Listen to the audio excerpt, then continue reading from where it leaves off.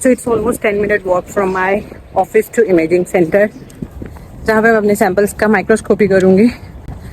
I'm going with lots of positivity and hope कि अच्छे results आ जाएं. So I have reached to my imaging center.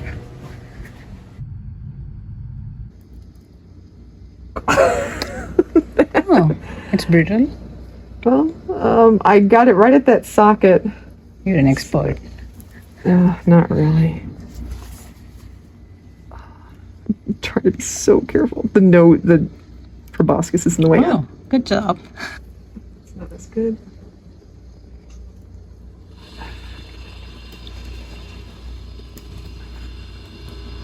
A ½ inch are not big enough. I think we're gonna go with inch ones because I think we could get at least 2 on there. And then you'd have your male, female. I don't know. No, then you'd have 2. I'm sure there are male and female, but who is who? I don't know. All right. So what I would do for this, adhesive tab that's infused with carbon. Okay. To make it conductive. Mm-hmm. And so we would stick one of those on there, and this part's sticky, and then we'd put the sample on there. So it just helped to keep them stay at one place. Yes, to mount them and the carbon so that the electrons can make it off there. Mm-hmm. Okay. Mm-hmm. All right. So, anyways, how I would mount this? I've taken off the legs. Mm-hmm. I've kind of got ahead of myself here. I've taken a 1-inch diameter stub. These ones, I don't know, stuff off there. Yeah. Oh, wow. Because I have found out the hard way that if I don't do this and I try to put an adhesive tab on there, mm-hmm. it just immediately falls off. It doesn't stick. Okay. So that's why we're cleaning it off. All right, so then I've got the adhesive tab, mm-hmm. the right size. I've noticed that there is, both sides are adhesive. However, the side that's against the acetate plastic is smoother than the side that's next to the white paper. And so I peel the white part off first, and I can use it to center and mount this as best I can. And then kind of, you don't have to do it really hard, but it's just kind of like, bluntly just gently rub it. Yeah, rub it on there. Peel it off. Awesome. And you've got that. Yeah. For your samples, since you've got, it's going to be not that hard to figure out what side is what. But just so you know for future reference, if you end up putting multiples on that, you're not sure which one is which, I will put a reference mark on the stub. Okay. Which is really just carving. I'm trying to do this so you can see it. I'm just going to carve a little. It's art and triangle. Science. It's art and science together. Yes, it is. It is definitely art and science together. Arts and crafts and science. Yeah. And so I cut out that triangle. I used the razor to get all the. This is not one of my best ones, but anyways, it's a reference mark. Yeah. That I can start from. Mm-hmm. If I have multiple samples that all look the same, and I'm trying to, and I want to know which one's which, I'll make a reference mark, and then I can start mounting them like clockwise. Okay. And so as long as I know where the reference mark is, mm-hmm. I'll know what the samples are. Makes sense. Not as important with yours. If you always say, I'm going to put the bigger insect on the right and the smaller one on the left or mm-hmm. something, then you'll have that. Yeah. All right, so let's try this without, we're just going to use the adhesive. Trying to gently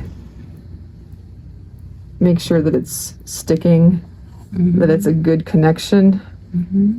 I don't know if you can see that in there, but making sure that that back of the insect is really lying down. Yeah. Okay. All right. But we don't want to press the head portion. I don't. I really don't want to. Yeah. This is where it's flattest. This is where it's most stable. Mm-hmm. We'll go with this for now. So we've got it mounted on here. It looks like it's gonna. Oh, jeez. I can see there's a little gap up here. Let's see. All right. This is going to need some carbon paint. All right, since we don't care about the rest of the insect, I'm probably going to be very liberal with my carbon paint use. This is carbon paint or colloidal graphite. It is it's carbon that's suspended in an organic solvent. You can use it like paint to both adhere a sample to the stub. It also, because the carbon is conductive, and so we want to create a path from the sample to the stub here where the metal is showing. Okay. So that gives us a conductive pathway for the electrons that are being shot at it to go to ground. Okay. Carbon paint. I will read about it.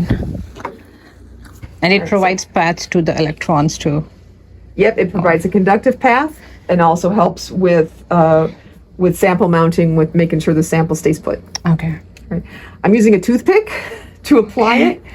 This is kind of like, it's like a nail polish bottle. I do shake it like I would nail polish if I wore it. Okay. But it comes with a brush, and that's just way too gloppy for doing anything. Really looks like a nail paint. Right? Yeah. So so I would take it off the brush using the toothpick, and then I can't see. I got to work fast because this dries fast. All right, so I'm putting a blob, since I'm not worried about this part of the body. I'm doing that, and then I make sure that it touches the aluminum, and it creates a path. If you want to look at that. Wow. Yeah. Okay. Yeah. This is probably the minimum needed. I'm putting more on because I'm worried about, I really want this thing to stick. And I can see that by doing that, I've already made this raise up. Yeah. So I'm going to put some more.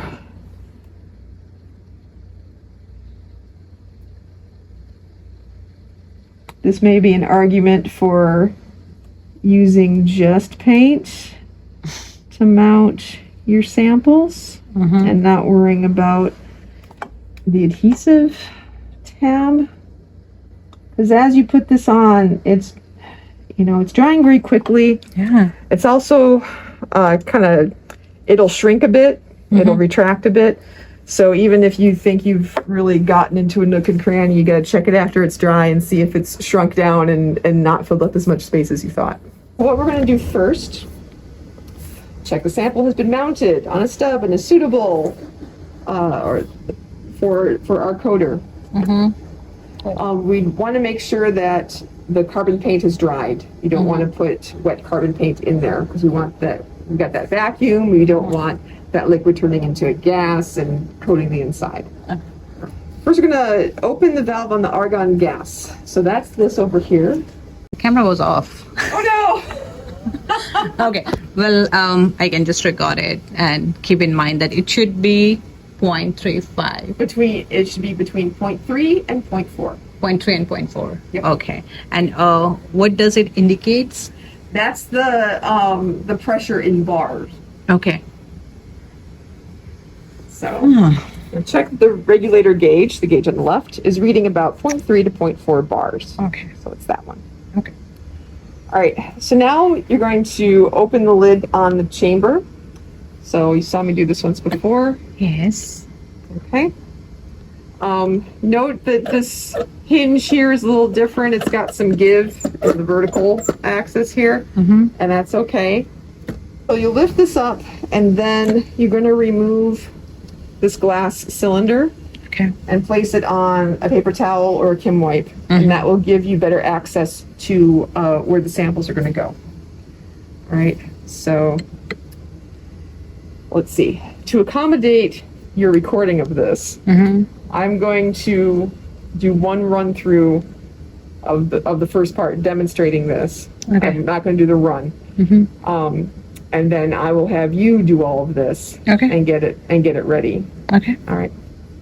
Because I want you to be able to go through this. Yeah.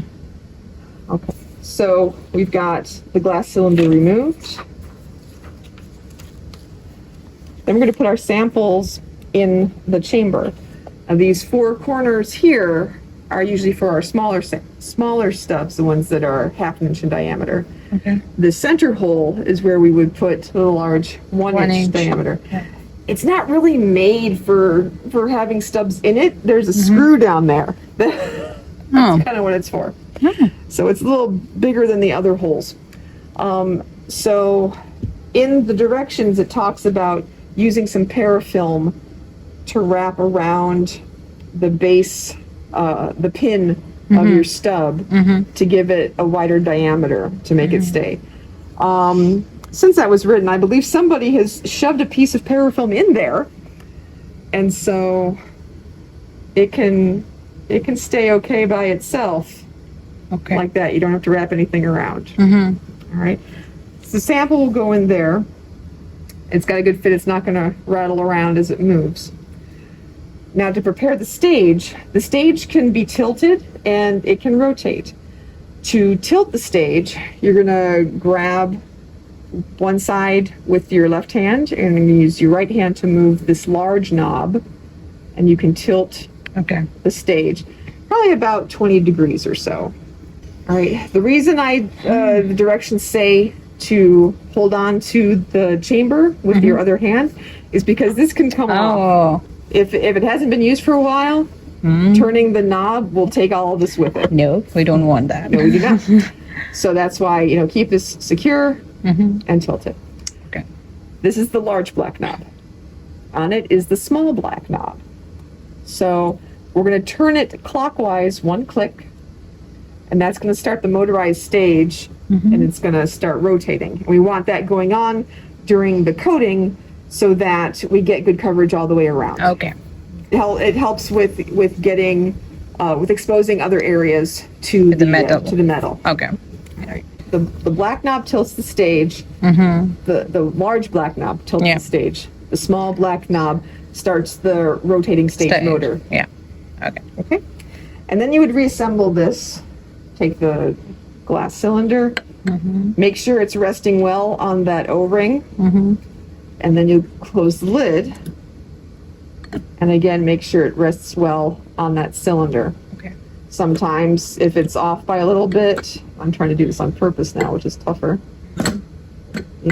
Maybe it gets stuck like this. That's not good. We want it to be sealed. Okay. So now I'm going to have you go through all that. Okay. I'll take everything out.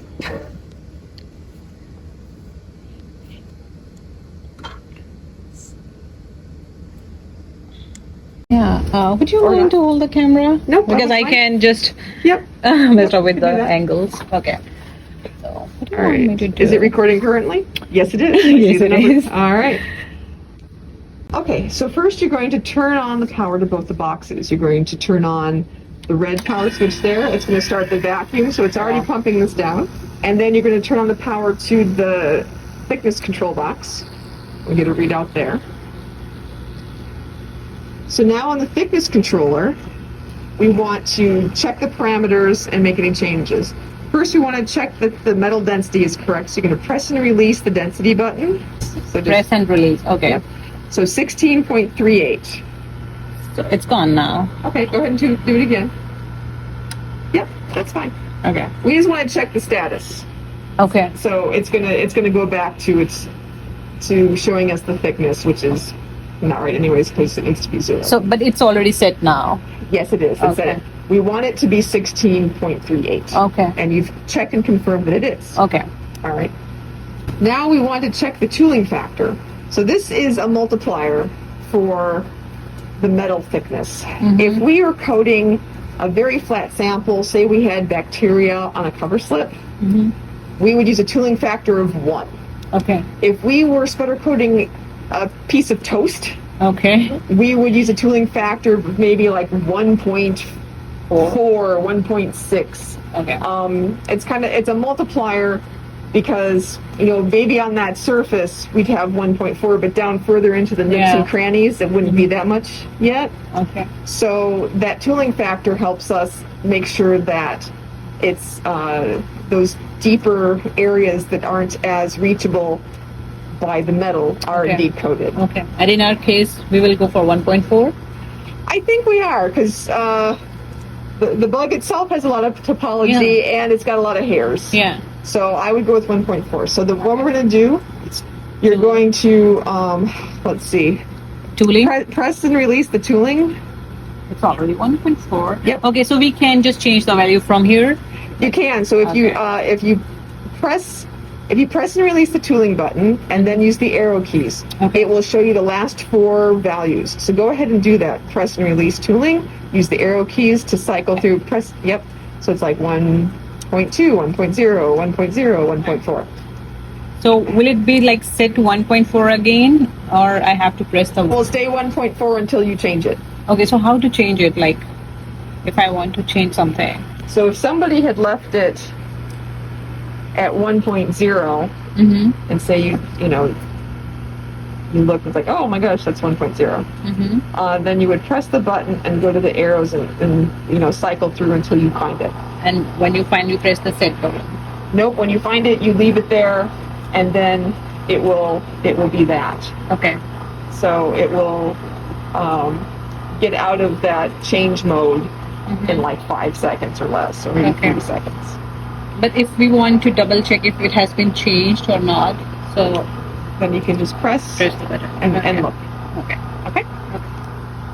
All right.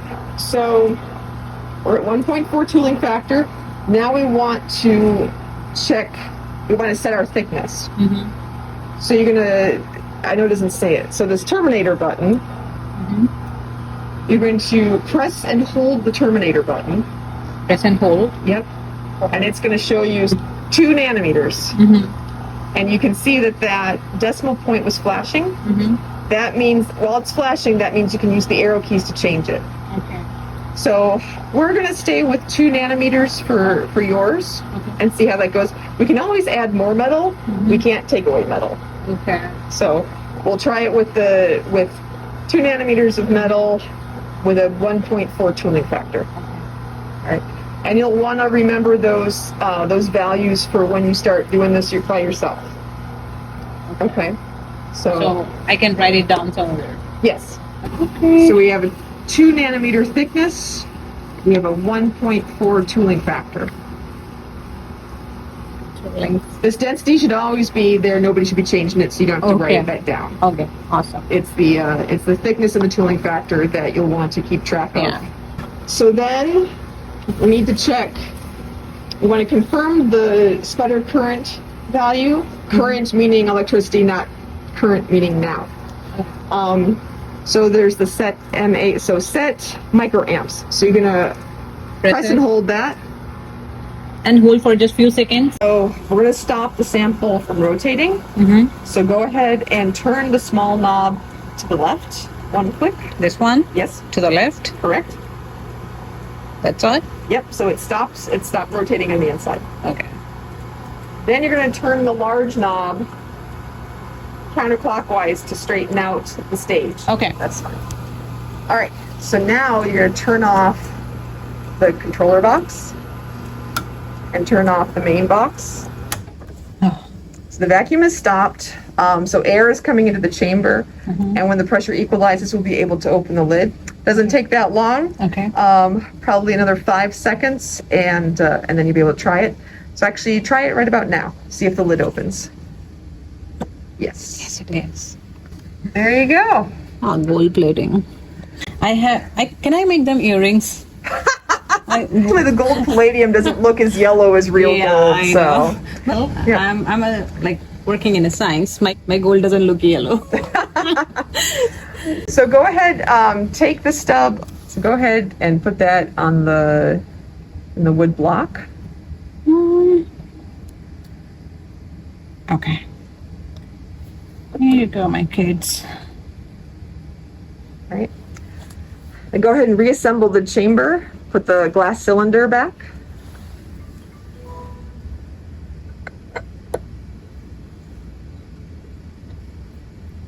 Put the lid back on. Yep. Make sure it's sitting well. Good. Yeah. All right. Now turn off the argon. So you're going to turn that knob clockwise. Oh. Now we have to go all the way. Yeah. Yeah, okay. All right. And then the last thing you'll do is record your run on a log sheet. Okay. 2 samples. Oh, let's put that back in there. You're done. Yay! Thank you.